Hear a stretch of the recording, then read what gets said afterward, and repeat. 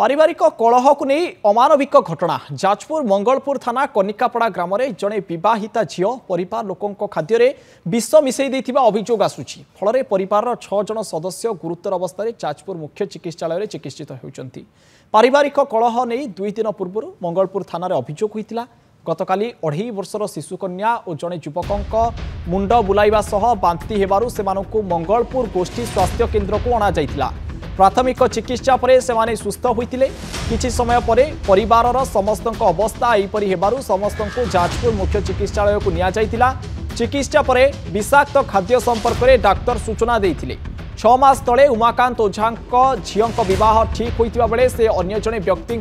प्रेम विवाह करने को घर छाड़ी पलाई जीवा समय घर सुना टंका स्कूटर सह अन्य जिनिस साथी नहीं जाइतिले यहाकू परिवार लोक विरोध करते मात्र उमाकांत अन्य संपर्कीय भाई माने आनी झील ज्वाई को सेमानंक पाखरे रखिथिले। तेबे घटना को केन्द्र करी कलह लागी रहिथिबारु थाना 2टी भिन्न भिन्न अभियोग मध्य होइतिला। विवाहित झील विभिन्न समय परिवार लोकों को हत्या धमक देउतबा अभियोग होइछि। गतकाली उमाकांत स्त्री शशिकला परिवार लोकों खाइबाकू भात डाली तरकारी साग भजा आदि घर सामने रोषेई करथिले। एही समय विवाहित झील से सबु खाद्य विष पकाई देथिबा अभियोग होइछि जाफल परिवार लोके वर्तमान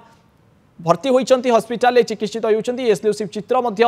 आपण देखि पारुथिबे तार मध्य गोटे 2.5 वर्षर झील मध्य रही जहाँ खबर आसूची। अधिक आलोचना करबा ये पारिवारिक कलहर घटना को नहीं फोन लाइन में जोड़ी होइछन्ति जाजपुर ब्यूरो हेड तपन महांती। तपन पारिवारिक कलहर करुण परिणति आमे कहि परिबा किंतु 2.5 वर्षर शिशुकन्या या द्वारा सफर होती खाद्य विष मिसई देते तेरे ये मानसिकता कौन पाई एवं क्यों कारण को नहीं एत बड़ घटना घटीगला। तपन जमती आप कहते जे उमाकांत ओझा जी अच्छा कनिकापड़ा ग्रामर दशरथपुर ब्लॉक सान झील जी से विवाह से लव मैरेज करने जितेबाला कहते सुकिंदा अंचल घर लोक विरोध करते परवर्ती समय से झील घर पलाई जाइए किछि दिन पर जो पाख पड़ोसी दादा बाबा जो परिवार अलग लोक अच्छा भाइया लोक से आणिक घरे रखी घरे रखा पर गत 2-3 दिन तले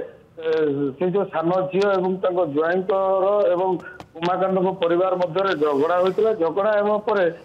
से झील कहते मुझे सब समस्त परिवार लोक मारिदेवी यापर जब देखा देखा जाता गत काली जितेबाला उमाकांत स्त्री शशिकला रोषेई करुले से सान झीलटी खाद्य सामग्री विष मिसई देता जहाँफल कि